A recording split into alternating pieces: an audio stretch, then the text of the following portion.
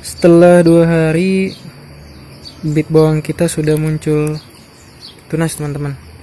Nah, muncul tunas.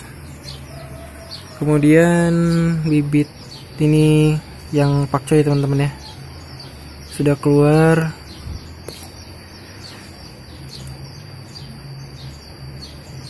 Nah, dan sosin juga sama, teman-teman. Dan kita lihat akarnya, teman-teman. Nah, akarnya juga ini alhamdulillah sehat, teman-teman ya.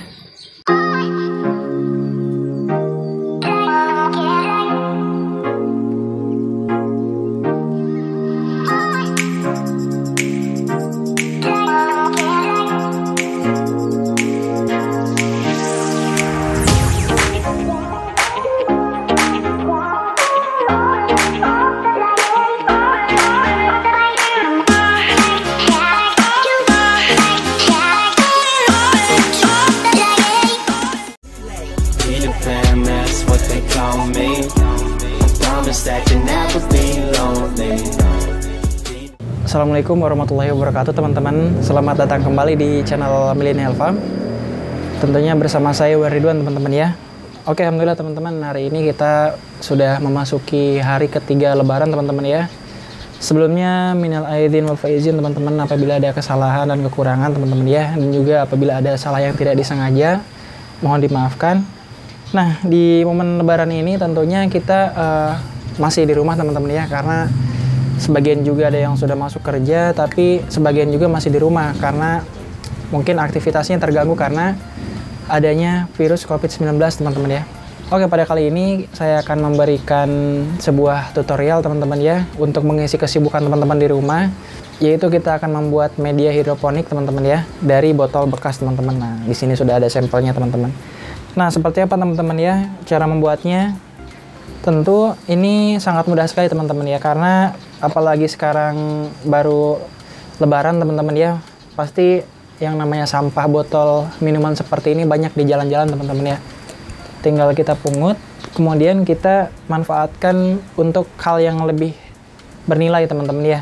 Karena biasanya ini dimanfaatkan oleh pemulung gitu ya, dijual per kilo dengan harga yang lumayan rendah, teman-teman ya.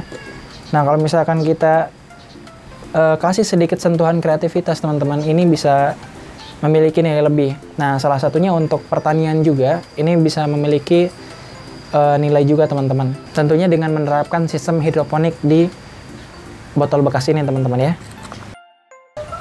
Oke, sebelum kita mulai, tentunya kita harus persiapkan alat dan bahannya dulu.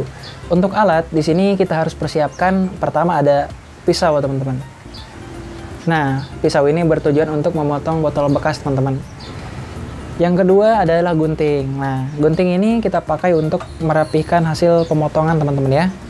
Yang ketiga ada sordel, teman-teman ya. Nah, sordel ini berfungsi untuk melubangi bagian botol yang nanti akan menjadi tempat untuk akarnya keluar, teman-teman ya. Nah, kemudian yang keempat ada pH dan TDS meter. Nah, pH dan TDS meter ini berfungsi untuk mengecek nutrisi dan juga kadar pH nanti pada larutan yang akan kita masukkan ke dalam botol, teman-teman ya. Karena kalau misalkan tidak kita cek berapa pH dan juga berapa nutrisinya, bisa jadi nanti si tanaman akan kurang maksimal pertumbuhannya, teman-teman ya. Yang kelima, ini ada isolasi, teman-teman ya. Nah, isolasi ini nanti bertujuan untuk merekatkan plastik mulsa yang akan kita gunakan pada botol bekas. Oke, itu tadi alatnya. Sekarang kita ke bahan, teman-teman. Oke, untuk bahannya tentu ada botol bekas, teman-teman ya. Nah, tentu kalau misalkan di momen-momen lebaran ini, botol-botol seperti ini banyak berserakan di mana-mana, teman-teman ya. Banyak berserakan di tempat-tempat wisata, itu banyak banget, teman-teman. Jadi tinggal teman-teman pungut dan kemudian kita bawa ke rumah dan kita sulap menjadi media hidroponik, teman-teman. Nah, yang kedua ada plastik mulsa, teman-teman ya.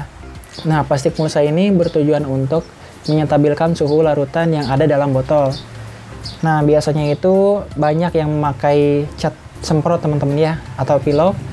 Nah, tapi kalau misalkan kita gunakan cat semprot, itu tidak ekonomis, teman-teman. Karena harga satu cat pilok aja itu 25.000 sampai 30.000, teman-teman ya.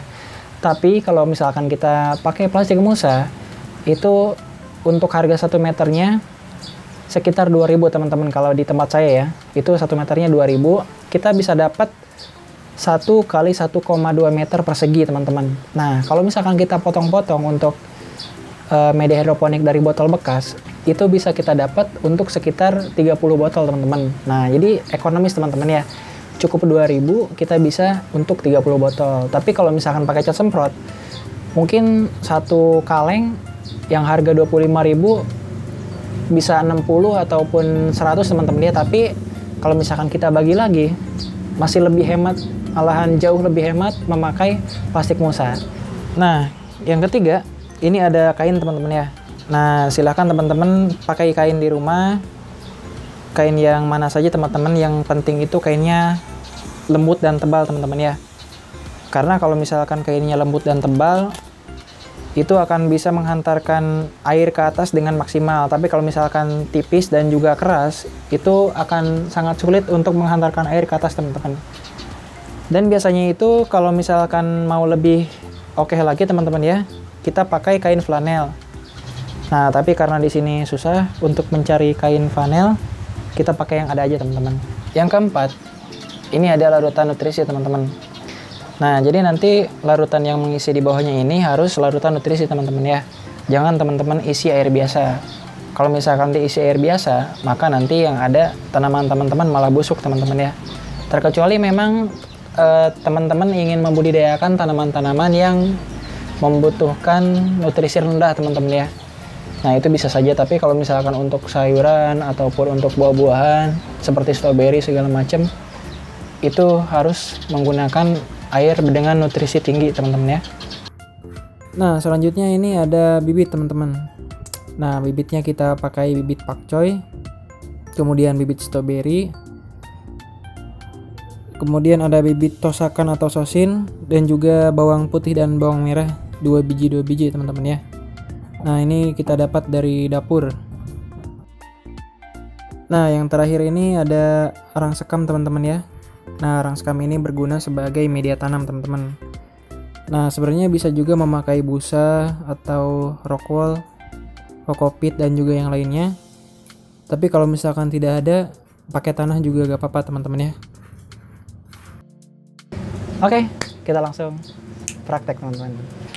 Oke teman-teman, jadi yang pertama kali kita lakukan adalah kita ambil pisau cutter teman-teman. Nah, ini sebenarnya pisau biasa juga bisa, yang penting ujungnya tajam teman-teman ya. Nah, setelah ini kita kita potong di sebelah sini teman-teman ya. Bukan potong sih, kita lubangi teman-teman ya.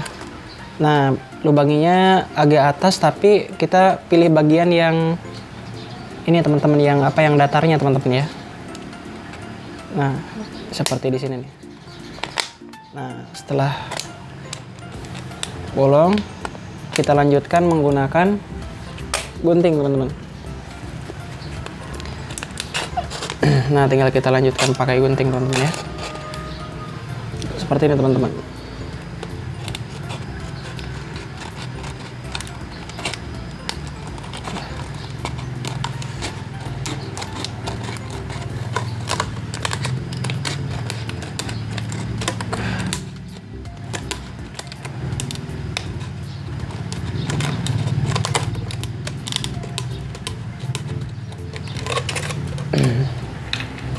Nah, beres teman-teman ya. Bisa dilihat, karena di sini yang kita ambil adalah bagian yang rata, maka ketika kita masukkan itu akan klop teman-teman ya. Tidak akan ini teman-teman. Latar ini masih ada bagian yang masih sempitnya teman-teman ya. Kita rapihkan dulu.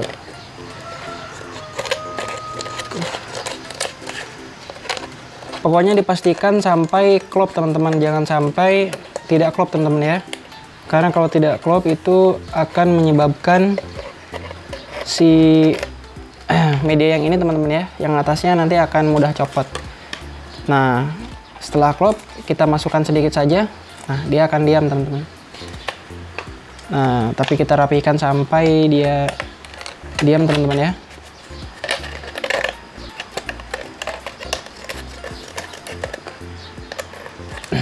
Tapi kalau misalkan kita terlalu bawah juga teman-teman, itu nanti akan menyebabkan ini tidak akan bertumpu dengan baik teman-teman ya. Nah, sudah pas teman-teman. Sip.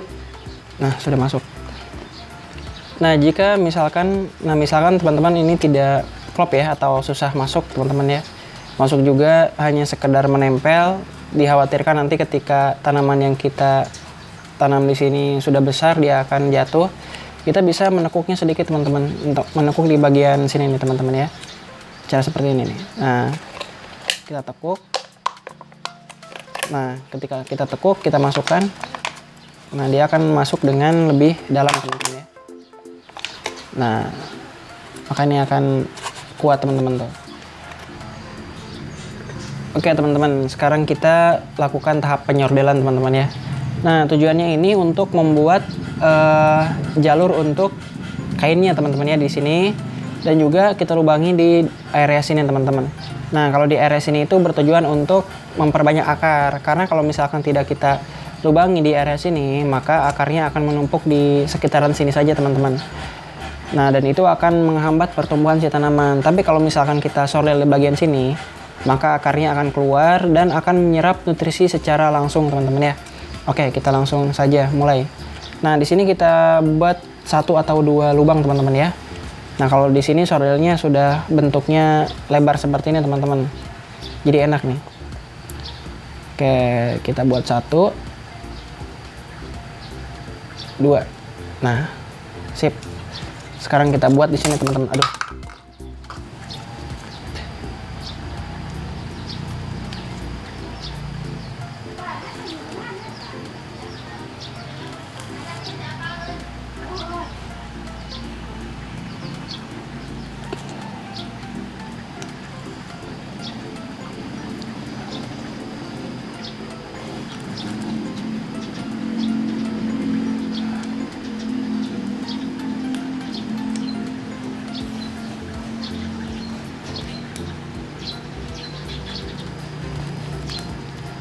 Nah, beres. Sekarang kita bagian atasnya lagi teman-teman.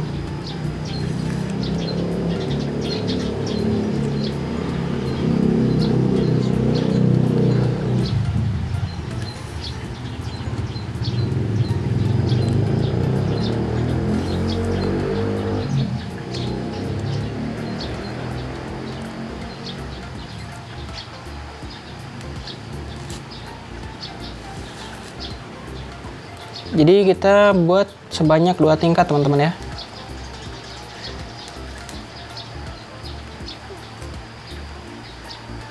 Oke, sip. Nah, setelah ini selesai teman-teman, sekarang tinggal kita siapkan penutupnya teman-teman ya.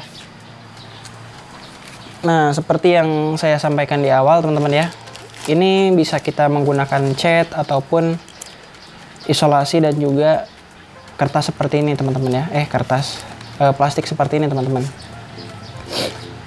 Nah, di sini tinggal kita ukur saja teman-teman ya. Nah, dipotongnya ini teman-teman menggunakan ukuran 20 x 20 teman-teman ya.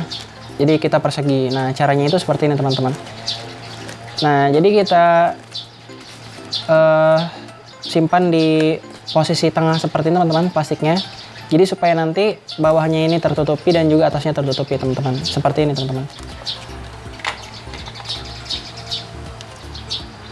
Nah, setelah posisinya tengah seperti ini kita gulung. Oke, nah sudah digulung seperti ini teman-teman. Bisa dilihat tuh di bawahnya ada ini teman-teman ya, ada ruang, dan di atasnya juga sama ada ruang teman-teman. Nah, sekarang kita tinggal isolasi saja. Di sini teman-teman.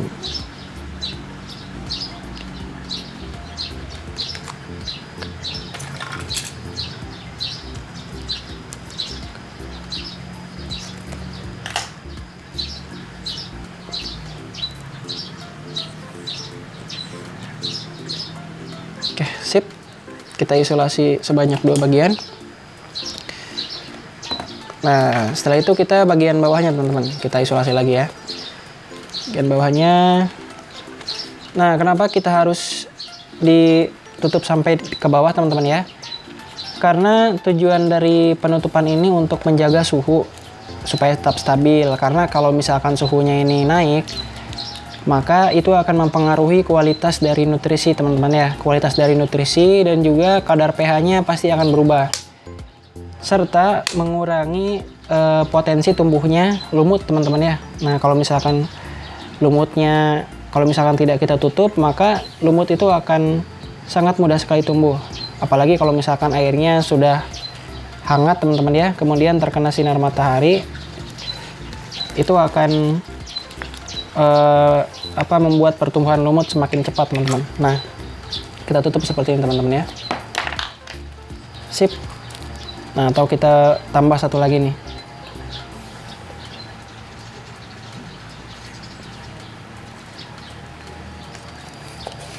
Nah mantap. Nah setelah ini yang atasnya kita tinggal lipat seperti ini aja teman-teman ya, tidak usah kita isolasi lagi. Nah kemudian ini kita masukkan ke sini.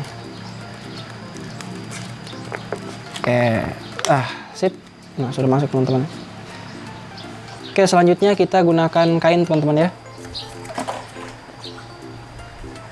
Nah kain ini kita potong teman-teman, ukurannya itu kira-kira 2 sentian teman-teman ya. Ini kain bekas kasur teman-teman. Kita potong sekitar 2 cm.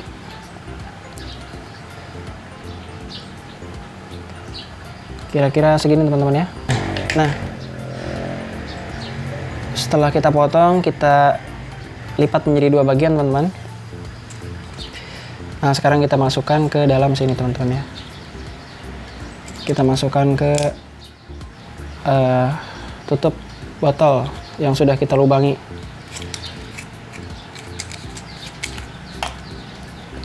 Nah sip.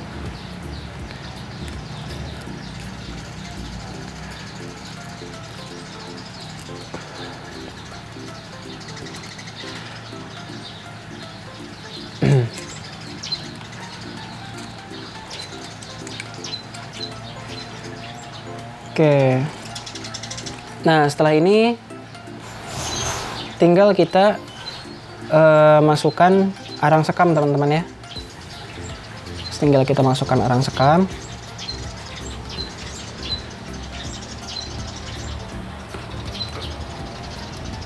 Nah kita masukkan arang sekam teman-teman.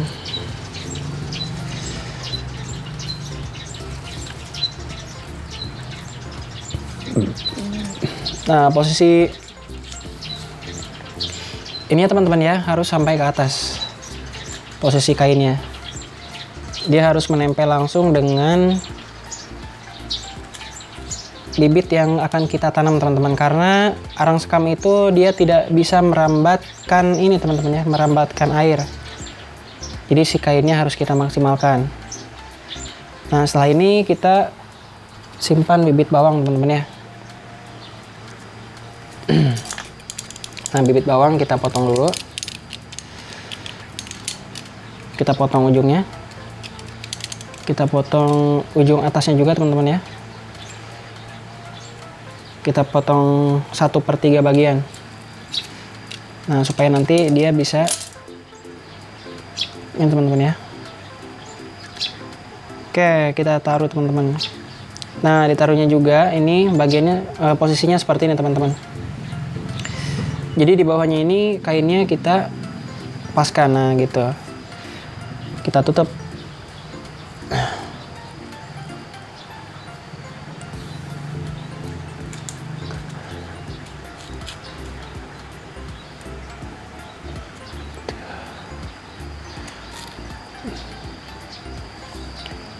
Oke, mudah teman-teman ya.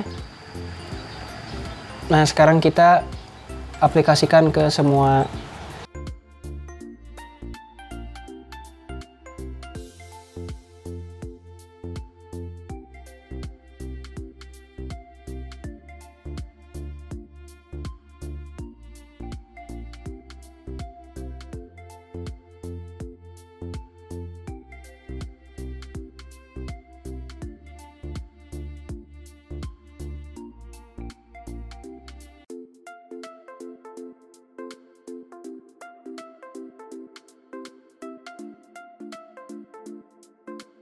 Oke teman-teman, setelah semuanya beres seperti ini, nah sekarang kita tinggal masukkan arang sekam dan bibit serta air nutrisi teman-teman ya.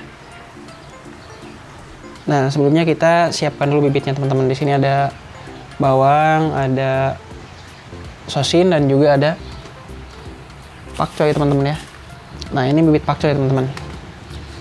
Nah sekarang kita mulai ke bibit pakcoy dulu teman-teman ya. Nah jadi untuk pakcoy teman-teman ya, kita masukkan kurang lebih 3 alat teman-teman ya. Kita akan pakai 3. Oke, kita masukkan dulu teman-teman ya ke sini teman-teman. Nah kesini aja nih. Nah sekarang kita siapkan wadahnya.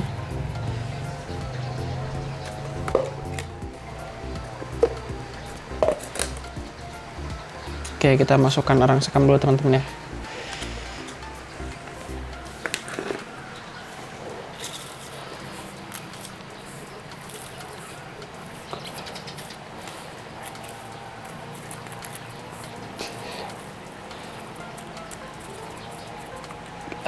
Nah, sampai seperti ini teman-teman. Sekarang kita tarik.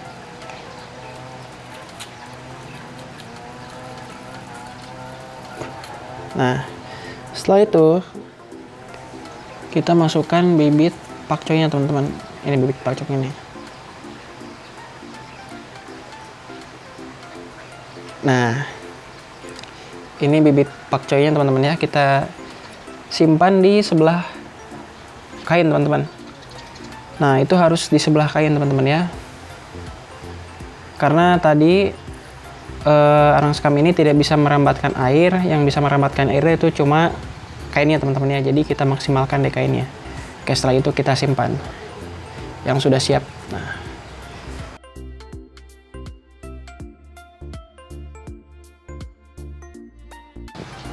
oke, sekarang kita menggunakan bibit tosakan teman-teman ya, atau sosin. Kita sama 3 buah juga. Kalau ini banyak banget nih. Oke, sip. Langkahnya kurang lebih sama seperti tadi teman-teman ya. Kita masukkan dulu arang sekam.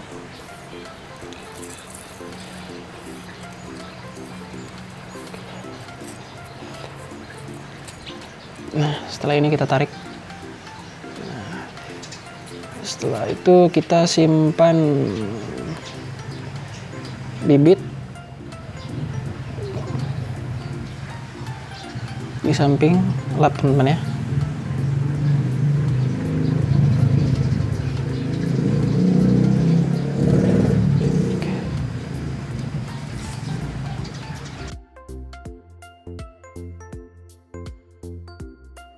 Nah selanjutnya kita ke stroberi teman-teman ya. Nah untuk stroberi ini kita harus bersihkan dulu tanahnya teman-teman. Kita harus bersihkan. Jadi kita gak pakai tanah teman-teman ya.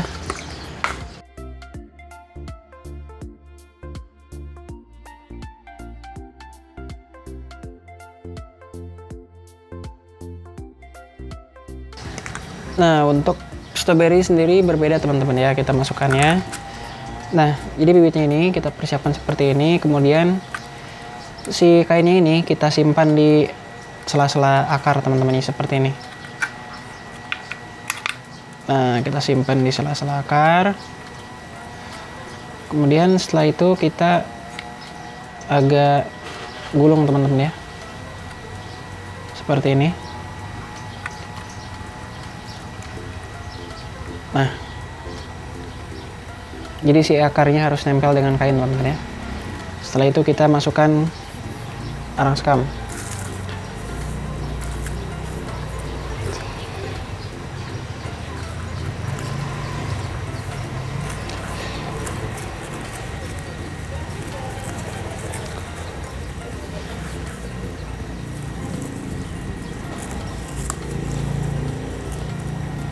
Oke. Nah sebenarnya teman-teman untuk stroberi harusnya kita tambahkan lagi yang namanya pemberat teman-teman ya.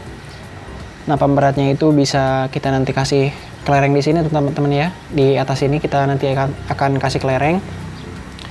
Atau nanti akan kita kasih batu kecil-kecil juga boleh teman-teman ya. Yang penting untuk memberatkan teman-teman, karena kalau misalkan si stroberi ini sudah berbuah, nanti dia akan sangat berat teman-teman. Oke, jadi seperti ini teman-teman ya, bisa dilihat tuh. Oke teman-teman, tahap terakhir tentunya adalah pemberian nutrisi teman-teman ya. Nah, untuk nutrisi sendiri ini berbeda teman-teman. Untuk stroberi dan juga bawang, kita ini menggunakan nutrisi di angka 1000 ppm teman-teman ya untuk awal. Nah, kemudian untuk pakcoy dan juga sosin itu kita menggunakan nutrisi sekitar 500 teman-teman ya. Nah, sekarang kita cek nutrisinya teman-teman.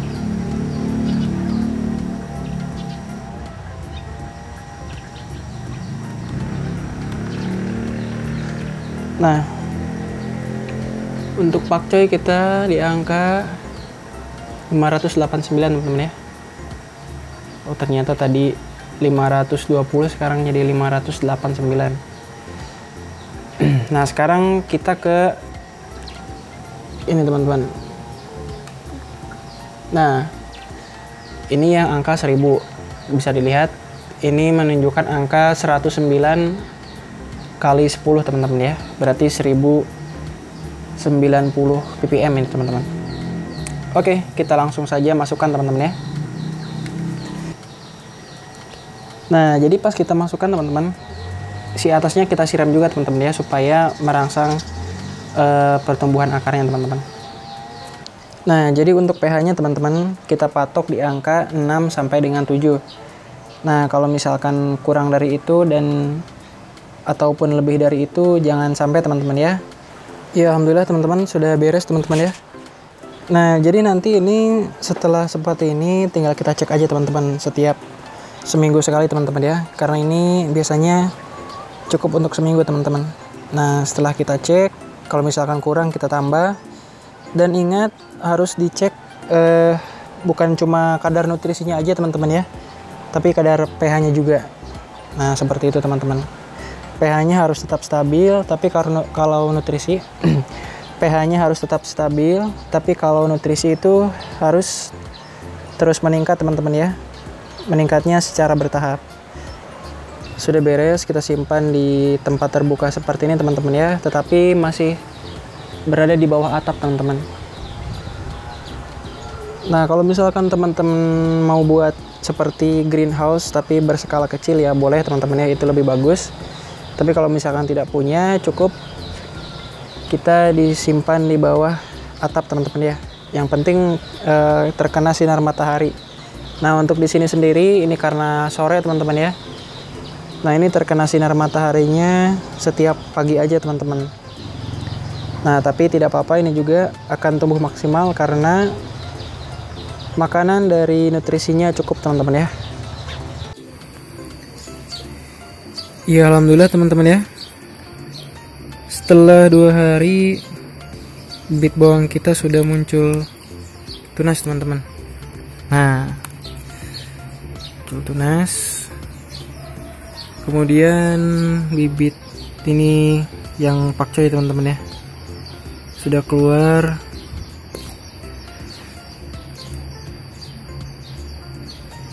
Nah, dan sosin juga sama teman-teman.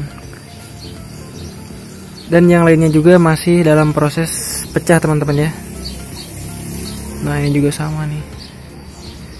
Nah, dan untuk stroberi juga teman-teman, ini sudah kita kasih pemberat teman-teman ya. Nah, biasanya itu ada yang bulat-bulat teman-teman, kayak pelor.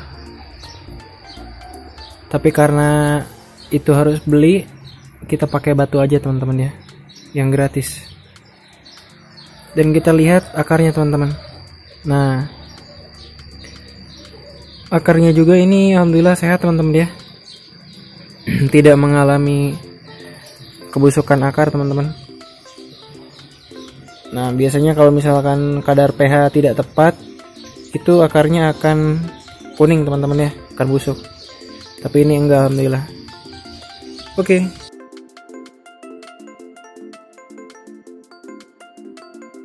Oke, gitu aja teman-teman. Mudah-mudahan bermanfaat. Ya, alhamdulillah teman-teman ya. Apabila teman-teman ada cara lebih Setelah bagus lagi, 2 lebih hari, mudah lagi, dan juga lebih Bitbon kita ekonomis sudah lagi, muncul. silahkan dipraktekkan Tunas, teman-teman ya. Karena Nah. ini hanyalah sebagai dasar aja teman-teman. Tunas. Jadi silahkan Kemudian teman-teman kreasikan bibit sendiri. Ini Bisa jadi yang kreasi pakai dari teman-teman teman-teman bisa lebih bagus sudah teman-teman ya. keluar. Oke, gitu aja. Kurang lebihnya mohon maaf. Wassalamualaikum warahmatullahi wabarakatuh. Nah, dan Sosin juga sama Salam teman-teman. petani milenial.